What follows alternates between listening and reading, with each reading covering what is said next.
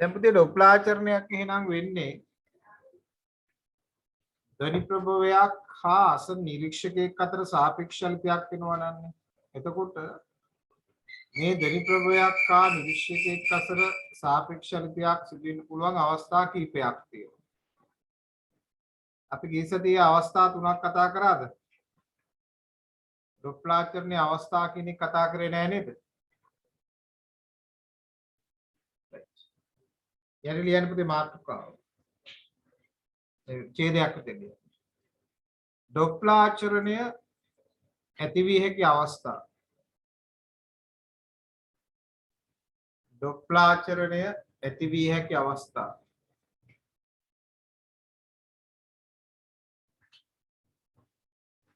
තුනකි.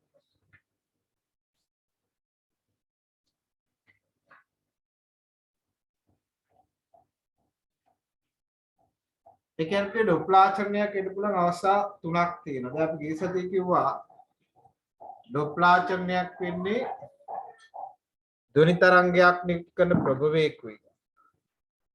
ඒ ආසන නිරීක්ෂකයෙකුයි. අතර සාපේක්ෂ චලිතයක් වෙනවා. එතකොට එහෙම සාපේක්ෂ චලිතයක් වෙන්න පුළුවන් ආකාර තුනක් තියෙනවා. එකක් ප්‍රභවයේ නිශ්චලව නිරීක්ෂකයා චලිත වෙන්න පුළුවන්. ඒක තමයි පුතේ මම ඇහුවේ දැන් කීප දෙනෙක්ගේ මොනවද ලිව්වේ කියලා. ඔය ටික ලියලාද නැද්ද කියලා කවුරුත් මයික් එකක් ඔන් කරලා කියන්නේ නැහැ නේද? අතපය සුවර දන්නේ නැහැ නේ මොනවද ලිව්වේ කියලා නේද? මේ ටික ලියලාද? ප්‍රභවයේ නිශ්චලව නිරීක්ෂකයා චලිත වෙන අවස්ථාව ඊළඟට තේරුජ අන්තිමට ලියලා තියෙන මොනවද කියලා කියන්න බාන්න පුතේ බාන්න. අහනවා කියන්නේ නැහැ නේකනේ. කැමරාවක් ඔන් කරන්නෙත් නැහැ කියන්නෙත් නැහැ. දැන් අර අන්තිම රූප දෙක ඇන්දද? ආ රූප දෙක ඇන්ද අන්තිම. ඒක තමයි මේ මෙව ලියලා තියෙන්නේ. ඔව් ඔය ටික ලියව. ලියපු ටික කියන්න බාන්න ඇහෙන්න. අන්තිමට ලියු ටික. ඔව් අන්තිමට ලියපු. අන්තිමට ලියු. අය රූපේ ගන්න තමයි ඇන්දේ. රූපය ඇන්දලා දාන ඇත්ත. දැන් මේ කට්ටිය ලිව්වා කියලා කියන්නේ නෑ ඊට පස්සේ අර එකක් ඇන්දේ මේ. දැන් මම මේ කියනවා පුතේ ලියලාද ඒක තමයි කීප සැරයක් ඇහුවේ මොකද ගියසති පන්ති අර වැස්ස මැද නතර කරානේ. ඔය ටික ලියව. ආචරණයේ සිදුවෙන්න පුළුවන් අවස්ථා තුනක් කියලා පුතේ අවස්ථා තුන මේ ලිව්වද මම? ප්‍රභවයේ නිරීක්ෂකයා චලිත වෙනවා නිරීක්ෂකයා නිශ්චලයි ප්‍රභවයේ චලිත වෙනවා ප්‍රභවය හා නිරීක්ෂකයා දෙකම චලිත වෙනවා ලිව්වද? ඔව් ලියව. ඒව උඩ ලියලා තියෙන්නේ. ඔව්. ඒක තමයි. රයිට් එහෙනම් පුතේ මේක අපිට අවස්ථා ටිකදී තියෙන ඊළඟට. දැන් පළවෙනි අවස්ථාව තමයි ලියන අංක 1 මාතෘකාව.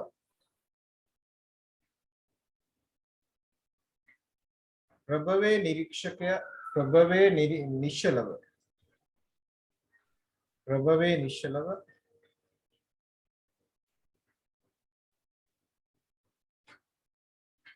නිරීක්ෂකයා චලිත වෙන අවස්ථාව. ප්‍රභවයේ නිශ්චලව නිරීක්ෂකයා චලිත වෙන අවස්ථාව.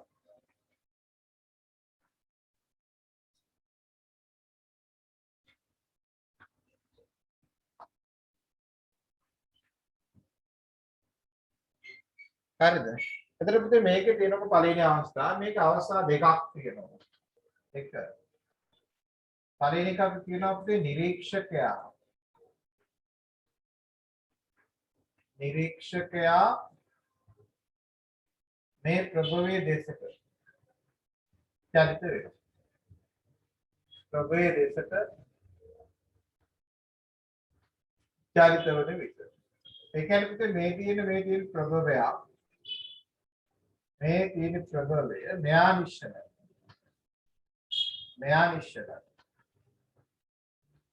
මෙයා තරංගයක් නිකුත් කරනවා.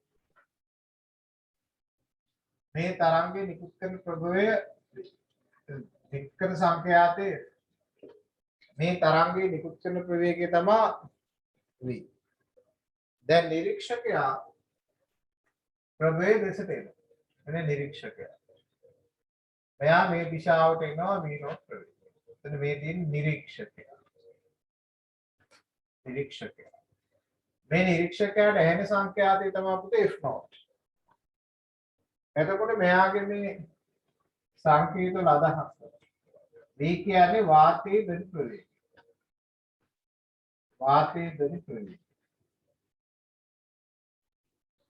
v not කියන්නේ නිරීක්ෂකයා චලිත වන ප්‍රවේගය. නිරීක්ෂකයා චලිත වන ප්‍රවේගය. මෙයා f කියන්නේ මෙයා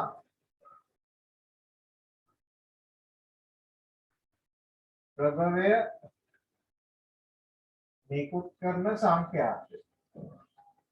මෙයා ප්‍රභවය නිකුත් කරන සංඛ්‍යාතය. හරිද? මෙයා f not කියන්නේ නිරීක්ෂකයාට ඇසෙන දෘශ්‍ය සංඛ්‍යාතය. නිරීක්ෂකයාට ඇසෙන දෘශ්‍ය සංඛ්‍යාතය.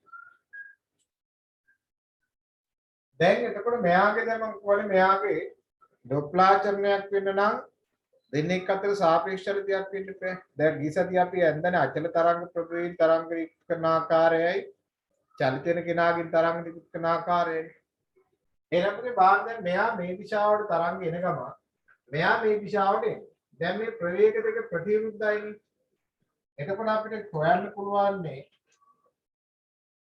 නිරීක්ෂකයාට सापेक्षव ध्वनि तरंग प्रवेग निरीक्षकයාට सापेक्षව ध्वनि तरंग प्रवेग දැන් අපිට යාන්ත්‍රික විද්‍යාව කොටස අපිට ඕනේ. දැන් අපි යාන්ත්‍රික විද්‍යාව කොටස ඉගෙනගත්තු දේවල් අමතක කරලා මෙයාට එන්න බෑ. ඔය යාන්ත්‍රික විද්‍යාව සරලීකృత චරිත ඉගෙනගත්ත යම්කිසි වස්තු සාපේක්ෂ චලිත ඉගෙන ගත්තා. යම්කිසි වස්තු දෙකක් එකම පැත්තට චලිත වෙනවා නම් එයාගේ සාපේක්ෂ වේගය අඩු වෙනවා. යම්කිසි වස්තු දෙකක් ප්‍රතිවිරුද්ධ දිශාවට චලිත වෙනවා නම් එයාගේ සාපේක්ෂ වේගය එකතු වෙනවා. එහෙනම් බලන්න මෙයා යන්නේ මෙහාට මෙයා යන්නේ මෙහාට. ඒ කියන්නේ ප්‍රභවය යන්නේ ප්‍රභවයේ පුතේ තරංග නිකුත් කරපුවාම තරංගයේ ප්‍රචාරණය වෙනවා ඉස්සරහට වී ප්‍රවේගී. වාතයේ දික් ප්‍රවේගී. නිරීක්ෂකයා මේ දෙසට යනවා. මේ දිශා දෙක ප්‍රතිවිරුද්ධයි. මේ දිශා දෙක ප්‍රතිවිරුද්ධ නිසා सापेक्ष प्रवेगे इनमें वीधन वीध පැහැදිලිද? දැන් මම ලියනවා මේ ප්‍රභවය නිකුත් කරන තරංගයේ සලකා මේ ප්‍රභවය නිකුත් කරන තරංගයේ සලකා අපි v සමාන f ලැම්ඩා දැමු. ප්‍රභවය නිකුත් කරන්නේ v ප්‍රවේගය. එයාගේ සංඛ්‍යාතය f මයි. එයා ලැම්ඩා. එයාගේ තරංගායම අපි කිව්වොත් ලැම්ඩා කියන්නේ v බෙදීම f. මොනවද ඒක? දැන් නිරීක්ෂකයාට ළඟා වේ තරංගයේ සලකා. දැන් අපි v සමාන f ලැම්ඩා දැම්මොත් නිරීක්ෂකයා මෙහාට යන්නේ. මෙහාට යනකොට එයා තරංගයේ දෙසට යනවා. එතකොට එයාගේ තරංගයේ දෙසට යනකොට මෙයාගේ ප්‍රවේගය කවුරු වෙනවද? වේදන v not වෙනවා. මෙයාගේ සංඛ්‍යාතය f not වාරයක් නැහැ. එහෙනම් f not කියන්නේ අපි ලැම්ඩා දන්න නිසා අපි එකේ නාක්ෂ කරගමු. එකේ අංක එකේ ආදේශ කරගත්තොත් මෙයා ලැම්ඩා කියන්නේ v බෙදීම f. v බෙදීම f. එනකොට මෙයාගේ f not පුක්ත කරගත්තොත් v ධන v not බෙදීම v වාරයක් f. මේ සූත්‍රය පැහැදිලිව ලියාගත්තොත් v ධන v not බෙදීම v වාරයක් f නේ. එහෙනම් බලන්න v ධන v not වල අගය v වලට වඩා විශාලයි නේද පුතේ? දැන් v ට වඩා v ට එකක් එකතු කරපුවා වගේ විශාලයි. එහෙනම් මෙතන ලැබෙන අනුපාත එකට වඩා වැඩි අගයක්. එහෙනම් සංඛ්‍යාතය සඳහා වැඩි අගයක් ලැබෙනවා නේද? එහෙනම් මෙයා දෘශ්‍ය සංඛ්‍යාතය වැඩි වෙනවා. දැන් මේකට හොඳම උදාහරණ තමයි අර මං කිව්වා සංගීත සංදර්ශනයක් දෙසට යන ළමයෙක් යනකොට ඒ සංගීත ශබ්දයේ ගාවට යන්නේ යාගේ ශබ්ද වැඩි වෙනවා. ඇයි ශබ්ද වැඩි වෙන්නේ? මෙන්න මේ සංසිද්ධිය නිසා. නිරීක්ෂකයා ප්‍රභවය දෙසට චලිත වෙන නිසා. පැහැදිලිද නැද්ද? ගිය සතියේ වැස්ස කියලා නතර කරනකොටත් ওই ටික නම් හිටියා. අද වැස්ස නැතුණත් ඉන්නේ එච්චරයි වගේ නේද?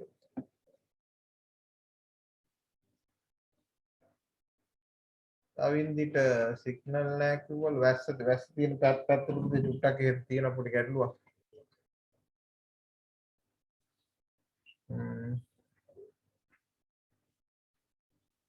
12යි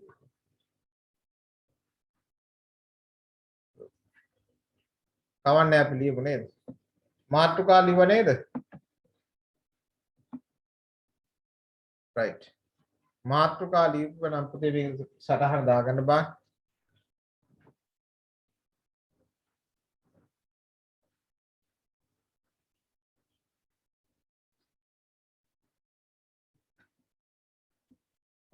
ඒක පුතේ AB කියලා දෙකක් ගන්න.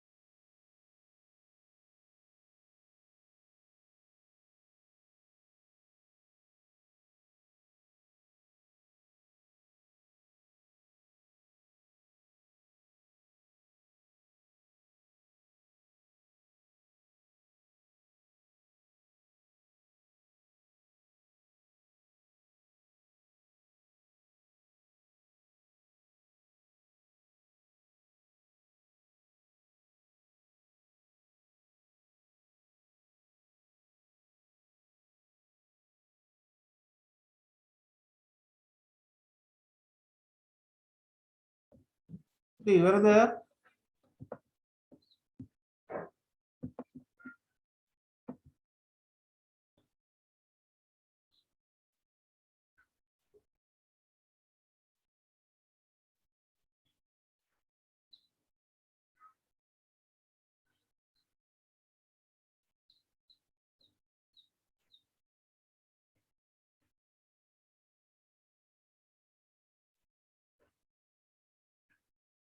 අනිත් කට්ටිය ලියන්න එපා.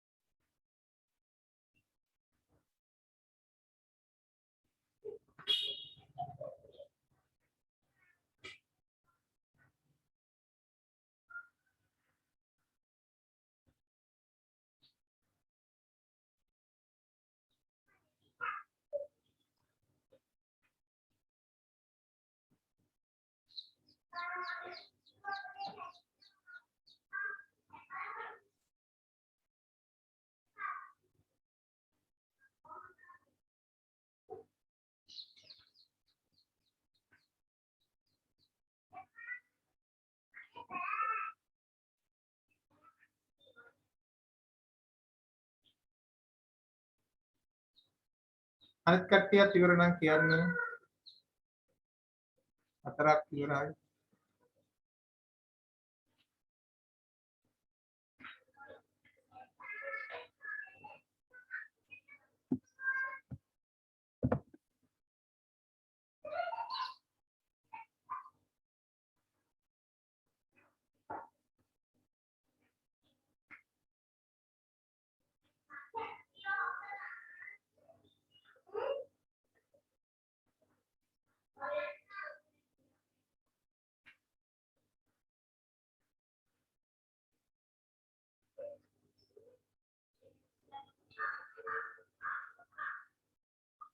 හරිද?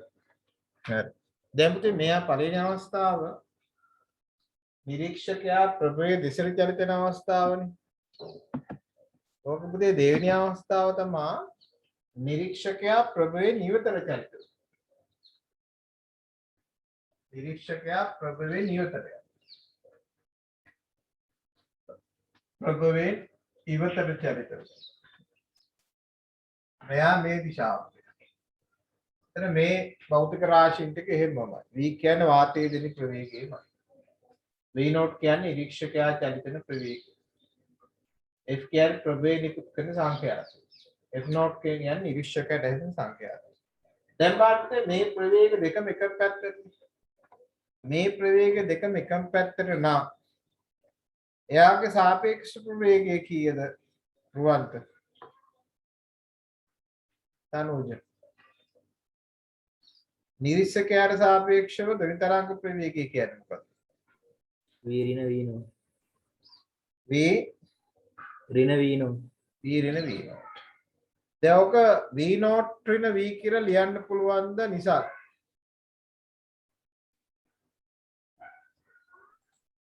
බෑ බෑ අයියේ. මේ නිරීක්ෂකයට සාපේක්ෂව රියල්ටි නෑ පුතේ අපිට කවදාකවත් වාතයේදී දැන් උතන යන්නේ වැඩි ප්‍රවේගයෙන් අඩු ප්‍රවේගයෙන් අඩු වෙන්නේ නේද? දැන් අපිට වාතයේ දෙන ප්‍රවේගය ඉක්මවන්න පුළුවන් ද කාට හරි? වාතයේ දෙන ප්‍රවේගය ඉක්මවා යන්න පුළුවන් වාහනයක් තියනවාද පෘථිවි තලයේ මත?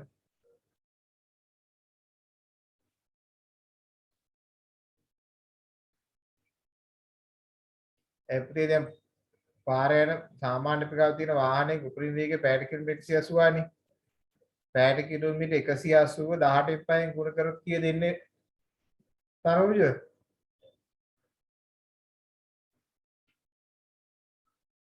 50. 50යි. ඒ කියන්නේ පැයට කිලෝමීටර 180 කර තප්පර මීටර යන්න පුළුවන් 50නේ.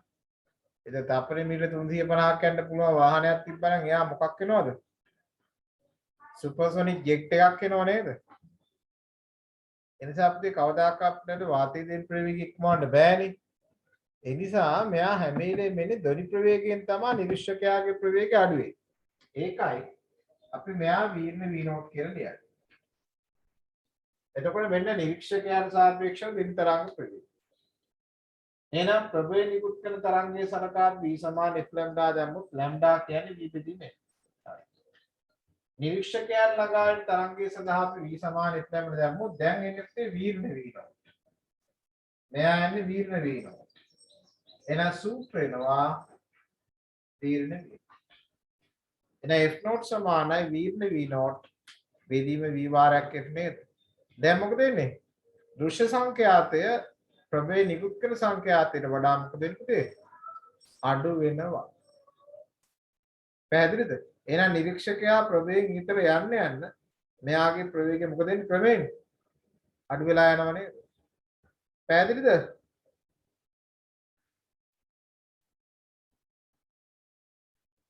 හරි. දාගම් පුතේ B කෝඩ් සාධනා වැස්ස නැත්නම් සමහරුන්ට මම හිතන්නේ සමහරුන්ගේ ඩේටා නෑ අද 20 ගණන්නේ නේද? 29 නේ. ඩේටා ටිකක් ඉතුරු කර ගන්න ඕනේ පන්ති සඳහා මේ දවස්වල රටේ තත්ත්වය භයානකයි නේද?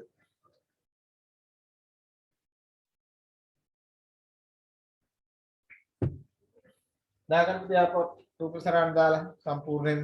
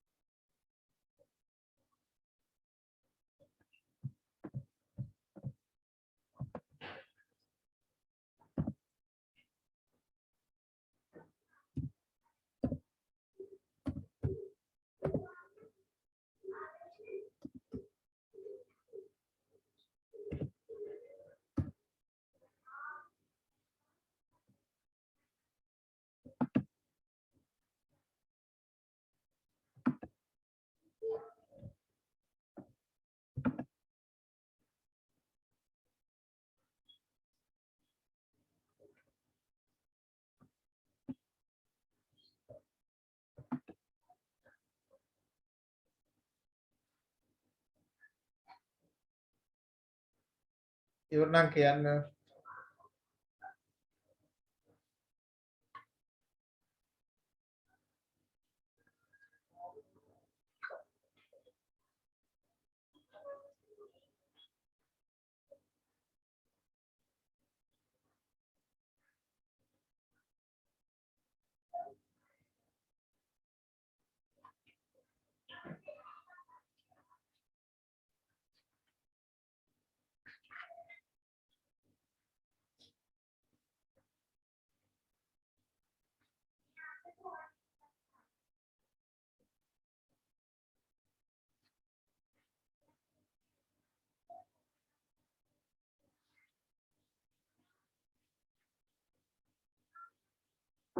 අත් කට්ටියක් කියන්න.